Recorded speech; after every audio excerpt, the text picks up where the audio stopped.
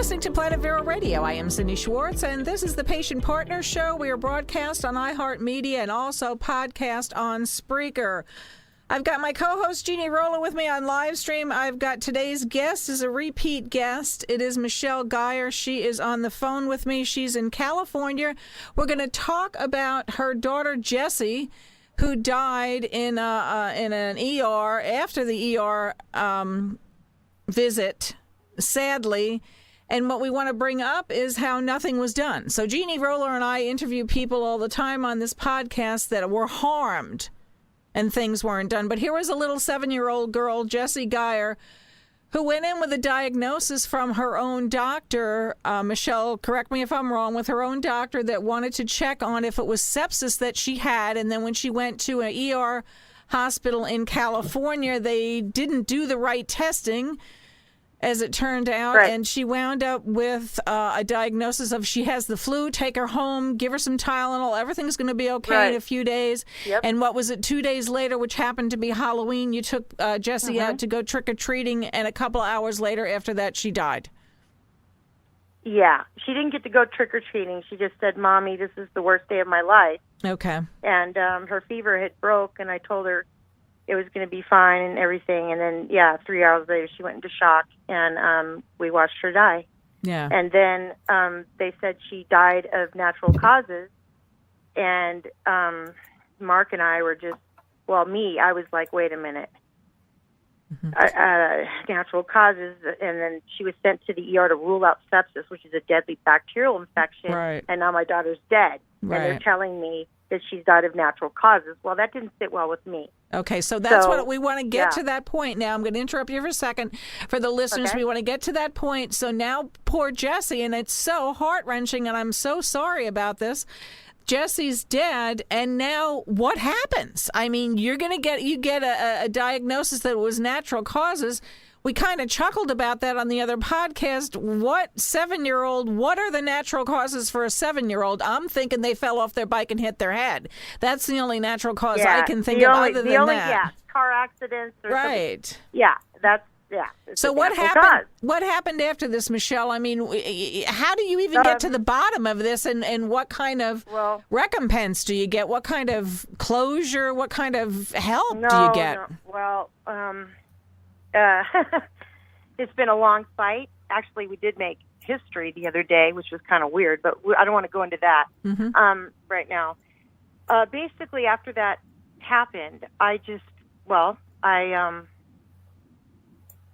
went and grabbed the medical records. That's right.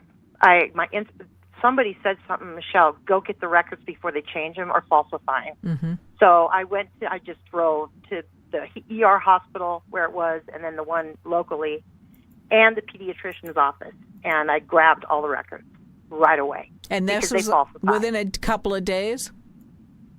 Yeah. And I just did it, and I went in there, and they are yours. People don't know that. The medical records are yours. Mm-hmm. You can go in and say, I want my medical records. The problem with that is, if they know that something's wrong, they falsify. Right. They lie, and they get away with it. Mm-hmm. So basically what I did, I called an attorney first because I was like, my daughter's dead. Mm-hmm. She was sent here for this, da-da-da. He's like, well, you don't even have a case if you don't have a death cause of death. Mm-hmm. And I'm like, he goes, nope, you got to have a cause of death. I'm like, okay. So I go to the woman that did the autopsy, and I told her, Kelly, something's wrong.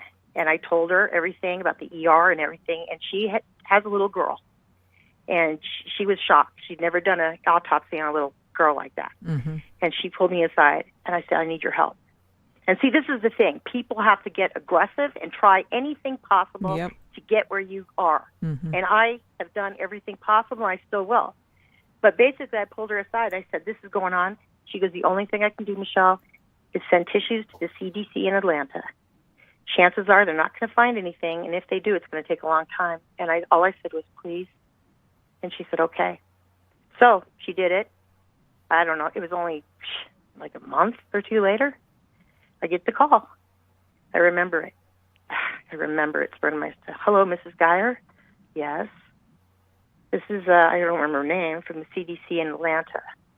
Yes, my heart was pounding. Mm-hmm. She goes, I'm sorry, Mrs. Geyer. Jesse died from Group A strep, septic syndrome, which is treatable with antibiotics. And I just knew, I was like, okay, thank you. And my heart's pounding, just even, Yeah, my heart was pounding, Mm-hmm. and I called my husband right away. I was like, they killed her. And so then I went back to the attorney, and I showed him. And he says, well, okay, well, here's the other problem. I said, what? He goes, she's a child. She's not a wage earner. And under MICRA, Medical Injury Compensation Reform Act, which is tort reform, Mm-hmm. that says a child is only worth $250,000. And that amount was put back 47 years ago. It's never been adjusted for the cost of inflation. They cannot take a case because that's the most you can win with the death of a child. You need about $100,000 for an expert witness, and then you need you need to divide filing fees, attorney fees, the court fees. All of that has to come out of that $250,000. So, an attorney cannot take your case because of the law. That's period. In my case, because she was a child. And Then I that's the find state out of California, yeah. Yeah, it was. But see, California started it. It was the supposable. Let's try this. It's a model thing. It's going to lower health care costs. This is what they say. Mm-hmm. Number one, it's going to lower health care costs for everyone.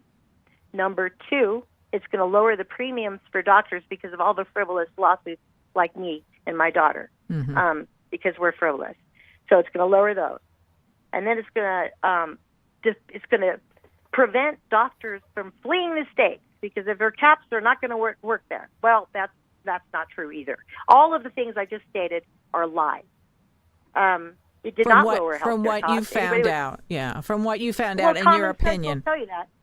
Mm-hmm. In my opinion, it's true. Have health care costs gone down? Mm-hmm. Is it better? No. It's gone up.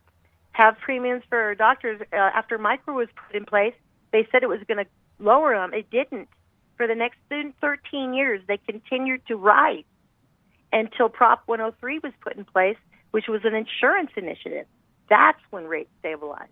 So they lied about that. There is no evidence whatsoever of doctors fleeing states that have caps versus non-caps. None. So just those three, right? I can go into more, but just those three right there, that's the walls that the people are hitting. Then you're hitting all the falsifying and the lying. For instance, in my case, the ER doctor said, because here's the key, Jessie could not walk, okay? When she had that fever, she could not walk. Well, after she died and I facing all this cover-up, the doctors came on and said in the press, Jessie received a thorough evaluation and test results revealed nothing unusual, and that was it. And that the doctor said that he watched her walk out of the ER. Well, let me just say this. No doctor in the ER watches a patient walk out of the ER, okay? And there's recordings. They probably saw us, but they hid that. The one test that was needed was just a culture. That's it. Mm-hmm. Why would he say it came back negative when he didn't even do it? Yeah, okay. I'm And then they going put to in- stop you right Yeah. there, Michelle, because we're going to Okay. do one or two more podcasts on this. Jeannie Rolla, go ahead. You're listening to.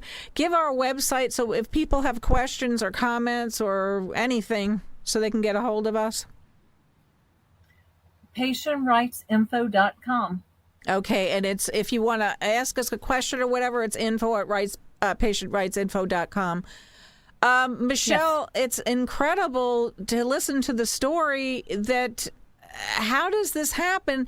We're going to get involved a little bit more with the tort law and all of that, but what I really want to hear on another podcast is all of the kind of walls that you came up against. I mean, like, did you talk with the Department of Health? Did you have to, did you just go to the lawyer? Did you, those kind of things? Yeah. I mean, yeah. so other people can hear that and know Yeah. that it's just insane that you can't get anything done. And this little girl died. We say it all the time, and no one died, but here someone died, and you still can't get anything done. So I want to thank you for that, Right. and I want to tell the listeners to stay tuned to Planet Vero Radio.